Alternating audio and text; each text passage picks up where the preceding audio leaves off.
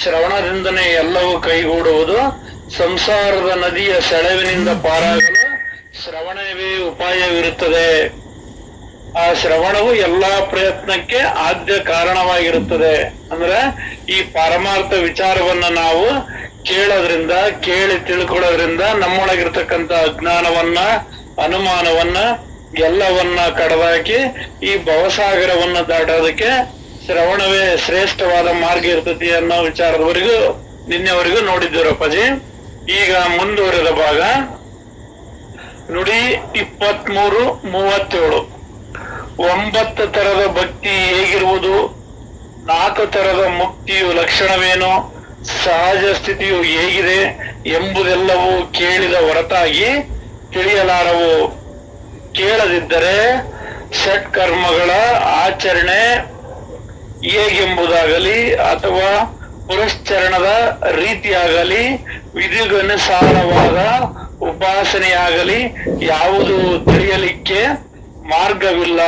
ವ್ರತಗಳು, ದಾನಗಳು, ತಪಗಳು, ಸಾಧನೆಗಳು, ಯೋಗಗಳು, ತೀರ್ಥಯಾತ್ರೆಗಳು ಇವ್ಯಾವು ಕೇಳಲಾರದೆ ಗೊತ್ತಾಗವು. ಅಂದ್ರ ಇಲ್ಲಿ ಭಕ್ತಿಯಲ್ಲಿ 9 ತರದ ವಿಚಾರವಿದೆ ಅಂತ ಕೇಳಿದ್ವಿ. ಕೇಳಿದ ಮಾತ್ರಕ್ಕೆ ಅದ್ರೊಳಗಿನ ಸಾರವು ತಿಳಿಯಲಾರದು. ನಾವು ಅದನ್ನ ವಿಂಗಡಿಸಿ ಅದ್ರೊಳಗೆ ಯಾವ ರೀತಿ ಇದೆ 9 ತರ ನಾವು ಯಾವ ಅನ್ನೋದನ್ನ ನೋಡಿದಾಗ, ಅದ್ರೊಳಗೆ ವಿಮರ್ಶೆ ಮಾಡಿದಾಗ ಅದು ಗೊತ್ತಾಗ್ತದೆ. ಮತ್ ಮುಕ್ತಿಯಲ್ಲಿ 4 ತರದ ಮುಕ್ತಿಗಳು ಅಂತ ಹೇಳಿದ್ವಿ. ಸಾಮೀಪ್ಯ, ಸಾಲೋಕ್ಯ, ಸಾರೋಪ, ಸಾಯಜ್ಜ ಅನ್ನೋ 4 ತರದ ಮುಕ್ತಿಗಳು. ಈ 9 ಮುಕ್ತಿಗಳಲ್ಲಿ ಶ್ರವಣ, ಕೀರ್ತನ, ಪಾದಸೇವನ, ಅರ್ಚನ, ಆತ್ಮನಿವೇದನ ಅನ್ನೋ 9 ರೀತಿಯಾದ ಮುಕ್ತಿಗಳು, ಭಕ್ತಿಗಳು, 9 ರೀತಿಯ ಭಕ್ತಿಗಳು, 4 ರೀತಿಯ ಮುಕ್ತಿಗಳು. ಇವನ್ನ ಯಾವ್ಯಾವ ರೀತಿ ಯಾವ್ಯಾವ್ದ್ರಲ್ಲಿ ಯಾವ್ಯಾವ ವಿಚಾರವನ್ನ ತಿಳಿಸಿದೆ ಅನ್ನೋದನ್ನ ನೋಡಿದಾಗ ಗೊತ್ತಾಗ್ತದೆ. ಮಾರ್ಗವಿಲ್ಲದ ವ್ರತಗಳು, ದಾನಗಳು, ತಪಗಳು, ಸಾಧನೆಗಳು, ಯೋಗಗಳು, ತೀರ್ಥಯಾತ್ರೆಗಳು ಇವ್ಯಾವು ಕೇಳಲಾರದೆ ಗೊತ್ತಾಗವು. ಅಂದ್ರ ಇವನ್ನ ಕೇಳಿ, ಅಂದ್ರೆ ಶ್ರವಣದಿಂದ ಕೇಳಿ ತಿಳಿದಾಗ ಮಾತ್ರ ಯಾವ ತರದ ಭಕ್ತಿ ಅಂದ್ರೆ ಏನು, ಅದು ಯಾವ್ದಿರುತ್ತೆ, ಹೆಂಗ ಮಾಡ್ಬೇಕು ಅನ್ನೋದು ಗೊತ್ತಾಗ್ತದೆ. ಅದಕ್ಕೆ ಕೇಳ್ಬೇಕು, ಶ್ರವಣವೇ ಶ್ರೇಷ್ಠ. ಹಾಗೆಯೇ ಶರೀರದಲ್ಲಿಯೂ ತತ್ವಗಳ ಜ್ಞಾನವು, ಜಗತ್ತಿನ ತತ್ವಗಳ ವಿಚಾರವು ಮತ್ತು ಬಹುಜಾಣ್ಮೆಯ ಬ್ರಹ್ಮಜ್ಞಾನವು ಶ್ರವಣವಿಲ್ಲದಿದ್ದರೆ ತಿಳಿಯಲಾರವು. ಅಂದ್ರ ಇಲ್ಲಿ ಪಿಂಡಾಂಡ ಮತ್ತು ಬ್ರಹ್ಮಾಂಡ, ಇಲ್ಲಿ ಶರೀರದೊಳಗಿರ್ತಕ್ಕಂಥ ಪಂಚಭೂತಗಳಿಗೂ ಹೊರಗಿರ್ತಕ್ಕಂಥ ಪಂಚಭೂತಗಳಿಗೂ ಏನ್ ವ್ಯತ್ಯಾಸ ಇದೆ ಅಂದ್ರೆ, ಜೀವಾತ್ಮಕ್ಕೂ ಮತ್ತು ಪರಮಾತ್ಮಕ್ಕೂ, ಪಿಂಡಾಂಡಕ್ಕೂ ಮತ್ತು ಬ್ರಹ್ಮಾಂಡಕ್ಕೂ ಇವುಗಳ ತತ್ವಗಳ ವಿಚಾರಗಳನ್ನ ನಾವು ಶರೀರದೊಳಗೆ ಹೇಳ್ತೇವೆ. 25 ತತ್ವಗಳಿಂದ ಕೂಡಿರ್ತಕ್ಕಂಥ ಸ್ಥೂಲ ಶರೀರ, 17 ತತ್ವಗಳಿಂದ ಕೂಡಿರ್ತಕ್ಕಂಥ ಸೂಕ್ಷ್ಮ ಶರೀರ ಅಂತ ಇವನ್ನೆಲ್ಲವನ್ನು, ಮತ್ತೆ ಈ ಒಂದೊಂದರಲ್ಲಿ 25 ತತ್ವಗಳಾಗಿದ್ದಾವೆ ಅನ್ನೋದನ್ನ ಇದನ್ನ ಶ್ರವಣ ಮುಖಾಂತರ ಕೇಳಿದಾಗ ನಮಗೆ ಗೊತ್ತಾಗ್ತದೆ. ಶ್ರವಣವು ಎಲ್ಲದಕ್ಕೂ ಎಷ್ಟರ ಮಟ್ಟಿಗೆ ಅವಶ್ಯವಿದೆ ಎಂದರೆ, ಎಲ್ಲಾ ವನಸ್ಪತಿಗಳಿಗೆ ಒಂದೇ ನೀರೇ ವರ್ಧಕವಿರುವಂತೆ, ಸಕಲ ಜೀವರಿಗೆ ಒಂದೇ ಅನ್ನರಸವೇ ಜನ್ಮಕ್ಕೆ ಕಾರಣವಿರುವಂತೆ, ಅಥವಾ ಎಲ್ಲಾ ಜೀವರಿಗೂ ಒಂದೇ ಪೃಥ್ವಿಯು, ಒಬ್ಬನೇ ಸೂರ್ಯನು, ಒಂದೇ ವಾಯುವು, ಆಕಾಶವೆನ್ನುವ ಒಂದೇ ಜಾಗವು ಮತ್ತು ಪರಬ್ರಹ್ಮ ಎಂಬ ಒಂದೇ ವಾಸಸ್ಥಾನ ಇರುವಂತೆ ಎಲ್ಲರಿಗೂ ಅನ್ವಯಿಸುವ ಒಂದೇ ಮುಖ್ಯ ಸಾಧನವು ಶ್ರವಣವಾಗಿದೆ. ಅಂದ್ರ ವನಸ್ಪತಿ ಅಂದ್ರೆ ನಾವ್ ಯಾವುದೇ ಗಿಡಮೂಲಿಕೆಯನ್ನ, ಔಷಧಿಯನ್ನ ತಯಾರು ಮಾಡ್ಬೇಕಂದ್ರೆ ಅದಕ್ಕೆ ನೀರು ಬೇಕಾಗಿದೆ. ಸಕಲ ಜೀವರಾಶಿಗಳಿಗೆ ಜನ್ಮಕ್ಕೆ ಕಾರಣ ಆಗಿರ್ತಕ್ಕಂಥದ್ದು ಆ ಅನ್ನರಸವೇ ಆಗಿರ್ತದೆ. ಎಲ್ಲಾ ಜೀವಗಳಿಗೂ ಆಧಾರವಾಗಿರ್ತಕ್ಕಂಥದ್ದು, ಬದುಕಕ್ಕಿರ್ತಕ್ಕಂಥದ್ದು ಈ ಪೃಥ್ವಿ ಆಗಿದೆ. ಈ ಬ್ರಹ್ಮಾಂಡಕ್ಕೆಲ್ಲ ಒಬ್ಬನೇ ಸೂರ್ಯನಿರುವ ರೀತಿ, ಒಂದೇ ವಾಯು, ಆಕಾಶವನ್ನು ಒಂದೇ ವಾಯು, ಸಕಲ ಜೀವರಾಶಿಗಳು ಉಸಿರಾಡೋದಕ್ಕೂ ಒಂದೇ ವಾಯು, ಆಕಾಶವೆನ್ನುವ ಒಂದೇ ಜಾಗವು, ಮತ್ತೆ ಈ ಪರಬ್ರಹ್ಮದ ಒಂದೇ ಹೆಂಗ ಇದೆಯೋ ಅದರಂತೆ ಈ ಆಧ್ಯಾತ್ಮ ಸಾಧನೆಗೆ ತನ್ನನ್ನ ತಾನು ತಿಳಿಬೇಕಂದ್ರ ಅಲ್ಲಿ ಶ್ರವಣವು ಸಾಧನವು ಮುಖ್ಯವಾಗಿ ಶ್ರವಣ ಸಾಧನವೇ ಆಗಿದೆ. ಜಗತ್ತಿನಲ್ಲಿ ದೇಶ, ಭಾಷೆ, ಧರ್ಮಗಳು ಅನೇಕವಿರುತ್ತಿದ್ದರೂ ಎಲ್ಲರಿಗೂ ಶ್ರವಣದ ಹೊರತು ಬೇರೆ ಬೇರೆ ಸಾಧನವೇ ಇರುವುದಿಲ್ಲ. ಇಲ್ಲಿ ನಾವು ಈ ಜಗತ್ತಿನೊಳಗೆ ಎಷ್ಟೇ ದೇಶಗಳಿದ್ರು, ಎಷ್ಟೇ ಭಾಷೆಗಳಿದ್ರು, ಯಾವುದೇ ಕಾರ್ಯಗಳು ನಡಿಬೇಕಂದ್ರು, ವಸ್ತುಗಳ ವಿನಿಮಯ ನಡಿಬೇಕಂದ್ರು, ಏನೆಲ್ಲ ಆಗ್ಬೇಕಂದ್ರು ಎಲ್ಲದಕ್ಕೂ ಆ ಶ್ರವಣದಿಂದನೇ ಸಾಧ್ಯ ಇದೆ. ಶ್ರವಣದಿಂದ ಪಾಶ್ಚಾತ್ಯವಾಗಿ ಬದ್ಧರೇ ಮುಮುಕ್ಷಗಳಾಗುವರು. ಮುಮುಕ್ಷಗಳೇ ಸಾಧಕರಾಗಿ ಒಳ್ಳೆಯ ನಿಯಮಿತವಾಗಿ ನಡೆಯತ್ತವರು. ಇಲ್ಲಿ ಪೂರ್ತಿ ಪ್ರಪಂಚದೊಳಗೆ ಪ್ರಪಂಚವೇ ಸತ್ಯ ಅಂತ ತಿಳಿದಿರ್ತಕ್ಕಂಥವನಿಗೆ ಅಲ್ಲಪ್ಪ, ಇದು ಬೇರೆ ಒಂದ್ ಜಗತ್ ಐತ್ ನೋಡು, ದೇವ್ರು ಅನ್ನೋದೊಂದು, ದೈವ ಅನ್ನೋದೊಂದು ಐತ್ ನೋಡಪ್ಪ ಅಂತ ಅವನೊಳಗ ಅವನ ಮನಸ್ಥಿತಿಯನ್ನ ಬದಲಾಯಿಸೋದಕ್ಕೆ ಈ ಶ್ರವಣ ಬೇಕಾಗಿದೆ. ಆ ಬದ್ಧನಾಗಿರ್ತಕ್ಕಂಥವನು ಮುಮುಕ್ಷವನಾಗ್ತಾನೆ. ಅಂದ್ರೆ ಭಗವಂತನನ್ನು ಕಾಣೋದಕ್ಕೆ, ಹುಡುಕಾಡೋದಕ್ಕೆ ಪ್ರಯತ್ನ ಮಾಡ್ತಾನೆ. ಒಳ್ಳೆ ಸಾಧಕರಾಗಿ ನಿಯಮಿತವಾಗಿ ನಡೆಯತ್ತವ್ರಂದ್ರೆ ಆ ಬದ್ಧರಾಗಿರ್ತಕ್ಕಂಥವ್ರು ಕೂಡ ಉತ್ತಮ ಮಾರ್ಗವನ್ನು ಹಿಡಿದು ನಡೀತದಾರಂದ್ರೆ ಯಾವುದರ ಸಾಧನದಿಂದ ಅಂದ್ರೆ ಶ್ರವಣದ ಸಾಧನದಿಂದ. ಇದೇನು ನಡೆಯುವುದು ಮತ್ತು ಆಮೇಲೆ ಶ್ರವಣದಿಂದ ಬೋಧ ನೆಲೆಸಲು ಸಾಧಕರೇ ಸಿದ್ಧರಾಗುವರು. ಇದೇನು ಯಾರಿಗೂ ಅರಿಯದಲ್ಲ, ಎಲ್ಲರೂ ಬಲ್ಲರು. ಅಂದ್ರೆ ಯಾರು ಮೊದಲೀಗ ತಿಳಿಯವರಿಗೂ ಕೇಳ್ತಾರೆ, ಕೇಳಿ ಕೇಳಿ ಶ್ರವಣ ಮಾಡಿ ಮಾಡಿ ಆಮೇಲೆ ಅವರೇ ತಿಳಿದು ತಮ್ಮ ಅಂತರಂಗದೊಳಗೆ ತಿಳಿದು ಅವರು ಮತ್ತೆ ಇನ್ನೊಬ್ಬರಿಗೆ ಹೇಳುವಂತವರಾಗ್ತಾರೆ, ಅಂದ್ರೆ ಬೋಧಕರಾಗ್ತಾರೆ.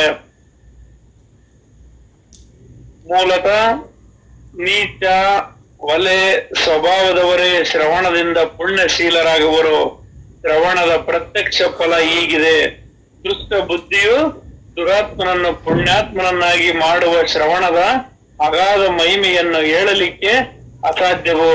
ಈ ಶ್ರವಣದಿಂದ ಎಷ್ಟು ಸಾಧ್ಯ ಐತೆ ಅಂದ್ರ, ಎಷ್ಟೇ ಕಡು ಕೋಪಿಷ್ಠನಾಗಿರ್ಲಿ, ಪಾಪಿಷ್ಠನಾಗಿರ್ಲಿ, ಅವನು ಯಾವುದೇ ಪ್ರಪಂಚದ ವಾಸನೆಗಳೊಳಗೆ ಮುಳುಗಿರೋನಾಗಿರ್ಲಿ, ಅವನಿಗೆ ಈ ಉತ್ತಮವಾದ ಶ್ರವಣವನ್ನ ನೀಡಿದ್ರೆ ಅವನ ಶ್ರವಣದ ಮುಖಾಂತರ ಪಾಪಾತ್ಮನು ಪುಣ್ಯಾತ್ಮನಾಗ್ತಾನೆ. ತೀರ್ಥ ವ್ರತಗಳ ಫಲಪ್ರಾಪ್ತಿಯನ್ನು ನಿರೂಪಿಸುವಾಗ ಅದು ಫಲವು ಮುಂದೆ ಬರುತ್ತದೆ ಎಂದು ಹೇಳುವರು. ಆದರೆ ಶ್ರವಣದ ಮಾತು ಆಗಲ್ಲ. ಶ್ರವಣದ ಫಲವು ಆಗಿಂದಾಗ್ಗೆ ಪ್ರತ್ಯಕ್ಷ ದೊರಕುವುದು. ಎಷ್ಟೇ ರೋಗ ರುಜಿನಗಳನ್ನು ಕೂಡಲೇ ನೆಟ್ಟಿಗೆ ಮಾಡುವ ಸಿದ್ಧೌಷಧಿಯಂತೆ ಶ್ರವಣದ ಸದ್ಯ ಫಲವಿರುತ್ತದೆ. ಅನುಭವಿಗಳು ಇದನ್ನು ಒಪ್ಪುತ್ತಾರೆ. ನಾವ್ ಯಾವ್ದಾದ್ರು ವ್ರತಗಳನ್ನ, ನಿಯಮ ನಿತ್ಯಗಳನ್ನ, ಯಾವುದೇ ಕಾರ್ಯಗಳನ್ನ, ಯಾವುದೇ ಮಂತ್ರಗಳನ್ನ ಏನಾದ್ರೂ ಜಪಿಸೋದ್ರಿಂದ ನಮ್ ಫಲ ಪದವಿಗಳು ಸಿಗ್ತವನ್ನೋದಾದ್ರೆ ಅವು ಬರೋದು ತಡ ಆಗ್ತದೆ. ಆದ್ರೆ ಈ ಶ್ರವಣವನ್ನು ಕೇಳಿದಾಕ್ಷಣ ಬದಲಾವಣೆ ಆಗ್ತದೆ. ನಮ್ಮೊಳಗೆ ಈ ದೇಹ ಭಾವ ಇದ್ದ ನೀನು ಪರಮಾತ್ಮದನೆ ಅಂದ ತಕ್ಷಣನೇ ಅಂತ ಸೂಕ್ಷ್ಮತೆ ಇರ್ತಕ್ಕಂಥವ್ರು ಅಂತ ತಕ್ಷಣದಲ್ಲೇ ಬದಲಾಗಿದ್ದಾರೆ. ಯಾರು ಏನನ್ನೋ ತಿಳಿದು ಯಾವುದು ದುಃಖ ದುಮ್ಮಾನಗಳೊಳಗೆ ಮುಳುಗಿರ್ತಕ್ಕಂಥವ್ರಿಗೆ ಅವ್ರಿಗೆ ನೇರವಾಗಿ ಇದೆಲ್ಲ ಬಿಡಪ್ಪ, ಅದು ಹೌದು ಬಿಡಪ್ಪ ಅಂತ ಹೇಳಿದಾಗ ತಕ್ಷಣಕ್ಕ ಈ ಸಮಾಧಾನ ಆತ್ ನೋಡಪ್ಪ, ನಿನ್ ಮಾತು ಕೇಳಿದ್ಮೇಲೆ ಇಲ್ಲಿವರೆಗೂ ನಾನು ಏನೇ ತಿಳಿದಿದ್ದೆ ಅನ್ನೋ ಭಾವ ಬಂದಂಗೆ ತಕ್ಷಣಕ್ಕೆ ಅದು ರಿಸಲ್ಟ್ ಕೊಡ್ತತಿ. ಬೇರೆ ಹೋದ್ರೆ ಅವುಗಳನ್ನ ಪ್ರತಿಫಲ ಬರೋದಕ್ಕೆ ಕಾಯ್ಬೇಕಾಗ್ತದೆ. ಆದ್ರೆ ಈ ಶ್ರವಣದ ಪ್ರತಿಫಲ ತಕ್ಷಣವೇ ನೀಡುತ್ತದೆ. ನೋಡಿ 38:50 ಶ್ರವಣದ ವಿಚಾರ ತಿಳಿದರೆ ಸೌಭಾಗ್ಯ ಉಕ್ಕುವುದು ಹಾಗೂ ಮುಖ್ಯ ಪರಮಾತ್ಮನೇ ಅನುಭವಕ್ಕೆ ಬರುವನು. ಈ ಶ್ರವಣವನ್ನ ನಾವು ಕೇಳೋದ್ರಿಂದ ನಮಗೇನಾದ್ರೂ ಸುಖ ಫಲಗಳೇನಾದ್ರೂ ಪ್ರಾಪ್ತಿ ಆಗ್ತವೆ ಅಂದ್ರೆ ಈ ಶ್ರವಣದಿಂದನೇ ಸೌಭಾಗ್ಯ ನಮಗೆ ಪ್ರಾಪ್ತಿ ಆಗ್ತದೆ. ಆ ಪರಮಾತ್ಮನ ಹೆಂಗಿದ್ದಾನೆ, ನಾವು ಅದನ್ನ ಹೆಂಗ್ ಕಾಣಬೇಕು, ಅದನ್ನ ಹೆಂಗ್ ಅನುಭವಿಸ್ಬೇಕು ಅನ್ನೋದಕ್ಕೆ ಶ್ರವಣವೇ ಕಾರಣವಾಗಿರ್ತತಿ. ಹಾಗೆ ಲಕ್ಷ್ಯ ಪೂರ್ವಕವಾಗಿ ಅರ್ಥವನ್ನು ಗ್ರಹಣ ಮಾಡುವುದಕ್ಕೆ ಮನನವೆಂದೇ ಅನ್ನುತ್ತಾರೆ. ಅಂದ್ರೆ ನಾವೀಗ ಹೇಳಿರ್ತಕ್ಕಂಥ ಗುರು ಹೇಳಿರ್ತಕ್ಕಂಥ ಮಹಾತ್ಮರು ಹೇಳಿರ್ತಕ್ಕಂಥ ನುಡಿಗಳನ್ನ ನಾವೊಂದ್ಸಲ ಅದನ್ನ ಲಕ್ಷ್ಯಪೂರ್ವಕವಾಗಿ ಅಂದ್ರೆ ಗಮನವನ್ನು ಕೊಟ್ಟು ಅದು ಏನ್ ಹೇಳ್ತೈತಿ ನೋಡಿ, ಅದ್ರ ಅರ್ಥ ಏನು ಅನ್ನೋದನ್ನ ನಾವು ಮನನ ಮಾಡಬೇಕಾಗ್ತದೆ. ಅದನ್ನ ಮನನವೆಂದು ಅನ್ನುತ್ತಾರೆ. ಆಮೇಲೆ ಅನುಸಂಧಾನದಿಂದ ಸಮಾಧಾನವಾಗುವುದು. ಅಂದ್ರೆ ನಾವು ಮಹಾತ್ಮರನ್ನ ನುಡಿಯನ್ನು ಕೇಳಿದಾಗ ಪರಮಾತ್ಮನ ಹೆಂಗ್ ಕಾಣ್ಬೇಕು ಮಾಡ್ಬೇಕು ಅನ್ನೋದು ಗೊತ್ತಾಗ್ತದೆ. ಆ ವಿಚಾರವನ್ನ ಪುನಃ ಪುನಃ ನಮ್ಮ ಅಂತರಂಗದೊಳಗೆ ನಾವು ಮನನ ಮಾಡಿದಾಗ, ಅಂದ್ರೆ ಅದು ಏನು ಎತ್ತ ಅಂತ ವಿಚಾರ ಮಾಡಿದಾಗ ಅದರ ಅರ್ಥ ಹೇಳಿದ ಸಂಗತಿಯ ಅರ್ಥ ತಿಳಿದರೆ ಸಮಾಧಾನ ಹೊರಸೂಸುವುದು. ಆ ವಿಚಾರವನ್ನ ಅವ್ರು ಏನ್ ಹೇಳಿದ್ರು ಮಹಾತ್ಮರು, ನೀನು ಪರಮಾತ್ಮ ಇದೆಯಪ್ಪ ಅಂತ ಹೇಳಿದ್ರು. ಇವ್ಯಾವ ಉಳಿದ ಭಾವಗಳೆಲ್ಲ ಭೂತಗಳಿಂದ ಕೂಡಿರ್ತಕ್ಕಂಥ ಇವ್ಯಾವ ನೀನಲ್ಲಪ್ಪ ಅಂದ್ರು. ಹೌದು ಅಂತ ಹೇಳಿ ನಮ್ಮ ಅಂತರಂಗದೊಳಗೆ ಇದು ಪಂಚಭೂತಗಳಿಂದ ಕೂಡಿರ್ತಕ್ಕಂಥ ದೇಹ, ಮನಸ್ಸು, ಈ ಅರಿವು, ಈ ಅಹಂಕಾರ ಇವ್ಯಾವು ನಾನಲ್ಲ, ಇವೆಲ್ಲವಕ್ಕೂ ನಾನು ಸಾಕ್ಷಿಯಾಗಿರ್ತಕ್ಕಂಥನು ನಿಜವಾಗಿ ಇದ್ದೇನೆ ಅಂತ ಹೇಳಿ ಗುರು ಹೇಳಿದಂತೆ ತನ್ನ ಅಂತರಂಗದೊಳಗೆ ನೋಡಿದಾಗ ನಮಗೆ ಖಚಿತವಾಗ್ತದೆ. ಮುಖ್ಯವಾಗಿ ಜನ್ಮಕ್ಕೆ ಕಾರಣವಾದ ಸಂಶಯವೇ ನಿರ್ಮೂಲನವಾಗುವುದರಿಂದ ಪರಿಪೂರ್ಣ ಸಮಾಧಾನ ತಾನೇ ನಿಲ್ಲಿಸುವುದು. ಅಂದ್ರ ಆ ಗುರುವಾಣಿಯಂತೆ ನಾವು ಅದನ್ನ ಮನನ ಮಾಡಿ ಅದನ್ನ ವಿಮರ್ಶಿಸಿ ನೋಡಿದಾಗ ನಮಗೆ ಈ ಹುಟ್ಟು ಸಾವುಗಳು ಯಾವುವು ಇಲ್ಲ. ಈ ಜನ್ಮಕ್ಕೆ ಕಾರಣವಾಗಿರ್ತಕ್ಕಂಥ ಸಂಶಯ ಅಂದ್ರೆ ಜನ್ಮಕ್ಕೆ ಕಾರಣವಾಗಿರ್ತಕ್ಕಂಥ ಬಯಕೆಗಳು, ಭವಬಂಧನಗಳು, ಇವೆಲ್ಲ ಈ ಶರೀರ ಮತ್ತು ಮನಸ್ಸಿಗೆ ಸೇರಿರ್ತಕ್ಕಂಥವಿನ ಪರಿಪೂರ್ಣನಾಗಿರ್ತಕ್ಕಂಥ ನನಗೇನು ಇಲ್ಲ. ಈ ವಿಚಾರವನ್ನ ಕೇಳಿ ತಿಳಿದಾಗ ಆ ಪರಿಪೂರ್ಣ ಸಮಾಧಾನ ತಾನೇ ನೆಲೆಸುವುದು. ಆದರೆ ಶ್ರವಣ ಮನನವಿಲ್ಲದಲೇ ಸಮಾಧಾನವೆಲ್ಲಿಯುವುದು ಬಂದಿತು. ಅಂದ್ರೆ ನಾವು ಮಹಾತ್ಮರ ವಿಚಾರವನ್ನ ಕೇಳಿ ಶ್ರವಣ ಮನನ ಮಾಡದಲೇ ಸಮಾಧಾನ ಬರೋದಕ್ಕೆ ಸಾಧ್ಯವಿಲ್ಲ. ಆ ಶ್ರವಣ ವಿಮುಖರು ನಾನು ಮುಕ್ತನೆಂದು ಅನ್ನುತ್ತಿರುವುದೇ ಅವರಿಗೆ ಕಾಲಲ್ಲಿ ಬೇಡಿಯಾಗಿದೆ.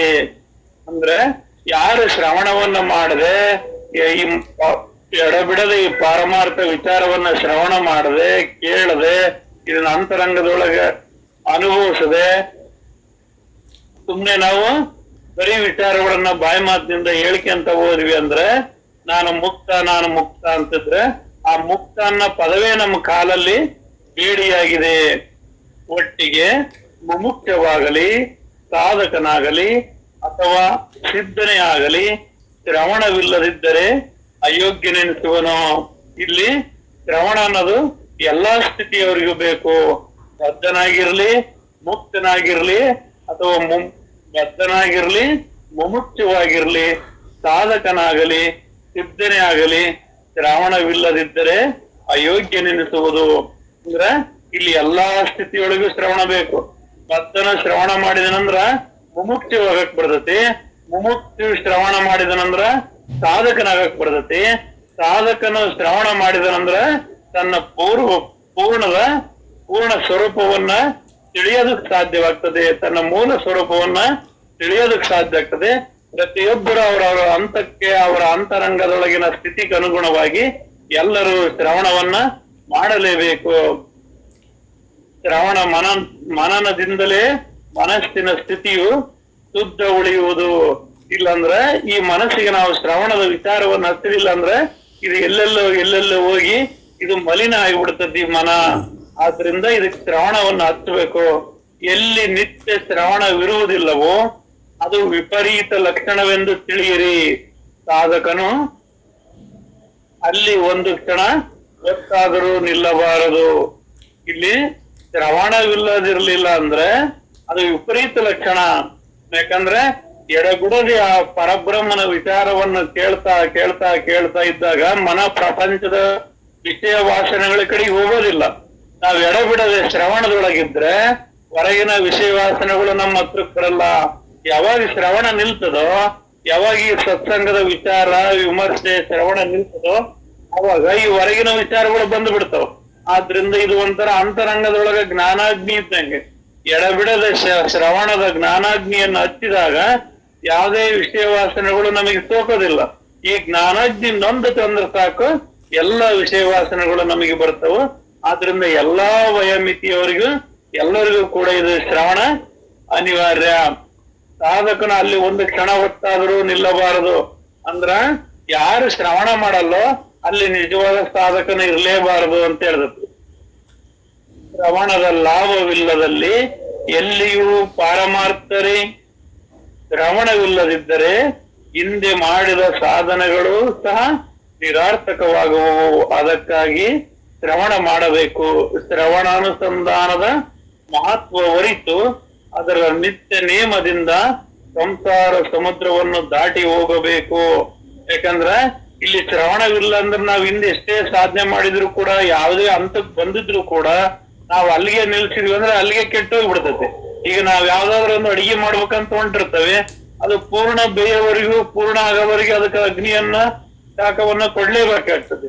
ಅದನ್ನ ನಾವು ಶಾಖ ಕೊಡೋದು ಅರ್ಧಕ್ಕೆ ನಿಲ್ಸಿದ್ವಿ ಅಂದ್ರೆ ಆ ಅಡಿಗೆ ಪದಾರ್ಥ ಅದು ಅರ್ಧಕ್ಕೆ ಪೂರ್ತಿ ಕೆಟ್ಟೋಗ್ಬಿಡ್ತದೆ.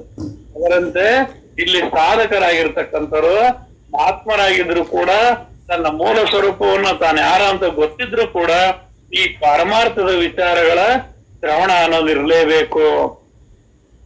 ಮತ್ತೇನೆಂದರೆ ದಿನಾಲು ಅದೇ ಅದೇ ಅನ್ನ ಉಣ್ಣುವಂತೆ ಹಾಗೂ ದಿನಾಲು ಅದೇ ಅದೇ ನೀರು ಕುಡಿಯುವಂತೆ ಶ್ರವಣ ಮನವನ್ನಾದರೂ ಮಾಡಿದುದನ್ನೇ ಮಾಡಬೇಕು. ಯಾಕಂದ್ರೆ ನಾವು ದಿನ ನೀರು ಅನ್ನ ಯಾವ ರೀತಿ ಪ್ರಸಾದವನ್ನ ದೇಹಕ್ಕೆ ಸ್ವೀಕರಿಸ್ತಾವೋ, ದೇಹಕ್ಕೆ ಚೈತನ್ಯ ಬರ್ತದ ಅವನ್ನ ಸ್ವೀಕರಿಸೋದ್ರಿಂದ, ಅದೇ ರೀತಿ ನಾವು ಎಡಬಿಡದೆ ಶ್ರವಣ ಮಾಡುವುದರಿಂದ ಮಾನಸಿಕವಾಗಿ ಸದೃಢರಾಗಕ್ಕೆ ಸಾಧ್ಯವಾಗ್ತದೆ. ಯಾವ ಮನುಷ್ಯನ ಅಲಕ್ಷ್ಯತನದಿಂದ ಶ್ರವಣದ ಕಡೆಗೆ ದುರ್ಲಕ್ಷ್ಯ ಮಾಡುವನೋ ಅವನ ಸ್ವಾಹಿತ ಹಾಳಾಗುವುದು. ಹಾಗೆ ಅಲಕ್ಷ್ಯದ ಜೋಪಾಸನೆ ಮಾಡುವುದೆಂದರೆ ಪಾರಮಾರ್ಥದ ನಾಶವಿದ್ದುದರಿಂದ ಶ್ರವಣ ಮಾಡಲೇಬೇಕು. ಇಲ್ಲಿ ಯಾರಾದ್ರೂ ಈ ಪಾರಮಾರ್ಥ ವಿಚಾರಕ್ಕೆ ಅವ್ರ ಅಲಕ್ಷ್ಯ ಮಾಡ್ತದಾನೆ ಅಂತಂದ್ರೆ ಅವನು ಸ್ವಾಹಿತದ ಬಗ್ಗೆ ಅವನಿಗೆ ಕಾಳಜಿ ಇಲ್ಲ, ತನ್ನ ಉದ್ಧಾರ ಆಗುವುದರ ಬಗ್ಗೆ ಅವನ ಅರಿವು ಇಲ್ಲದವನು ಈ ಶ್ರವಣ ವಿಚಾರವನ್ನ ನಿರ್ಲಕ್ಷ್ಯ ಮಾಡ್ತದಾನೆ.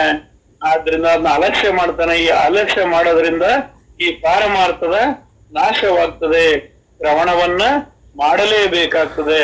ಶ್ರವಣ ಹೇಗೆ ಮಾಡಬೇಕು, ಯಾವ ಗ್ರಂಥವನ್ನು ಓದಬೇಕು ಮುಂತಾದ ವಿಷಯವನ್ನೆಲ್ಲ ಮುಂದಿನ ಸಮಾಸದಲ್ಲಿ ಹೇಳಿವೆವು. ಇತಿ ದಾಸಬೋಧೆ ಗುರು ಶಿಷ್ಯ ಸಂವಾದೆ ಸಪ್ತಮಂ ದಶಕೆ ಶ್ರವಣ ನಿರೂಪಣಂ ನಾಮಾಷ್ಟಮಂ ಸಮಾಸ 8. ಅಂದ್ರೆ ಇಲ್ಲಿಗೆ ಈ ಶ್ರವಣದ ವಿಚಾರದ ಅಧ್ಯಾಯದ ಒಂದು ಮೊದಲನೇ ಅಧ್ಯಾಯ ಮುಗೀತು.